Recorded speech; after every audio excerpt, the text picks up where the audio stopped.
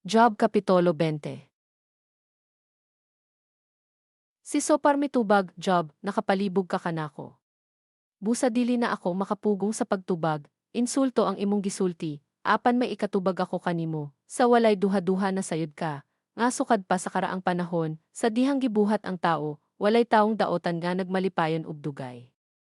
Mahimong mabantugan siya ug mainila pag-ayo, ug ang iyang kabantog mo sangko sa panganod, apan ipadpadra gihapon siya sama sa abog, ug kadtong nakailakan niya, mahibulong kon hain na siya, mahanaw siya sama sa damgo. Sama sa panan-awon sa panahon sa kagabhyon, ug dili na gayud siya makita pag-usab, mawagtang siya sa dapit nga kanhi iyang gipuy-an, ug iuli sa iyang mga anak ang iyang kinawat gikan sa mga kabos. Kaniadto batan-on ug himsog ang iyang lawas, apan sa dili madugay mo balik kini sa abog, ang pagkadaotan tamis alang kanya, ugo mo niya kini, ug dili niya buot tunlon, apan mahimo kining pait didto sa iyang tiyan, pait kaayo sa masahilo.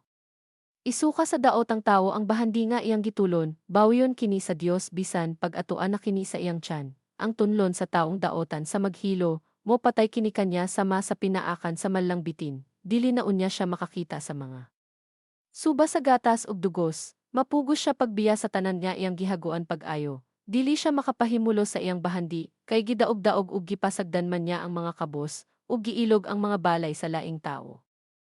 Dili matagbaw ang iyang kadalo, kon mukaon siya, wala gayoy masalin, apan karon natapos na gayod ang iyang kadato. Sa kinatasan sa iyang kalamposan, pulpogon siya sa kabugat sa iyang kasakitan, pakan siya kutob sa iyang gusto. Kay silotan siya sa Dios diha sa iyang tumang kasuko, kon musulay siya pag-ikyas, gikan sa espadang puthaw, maigo siya sa pana nga bronsi, taroyan siya niini, ug sa tumoy niini magtulo ang iyang dugo, ug unya malisang siya pag-ayo.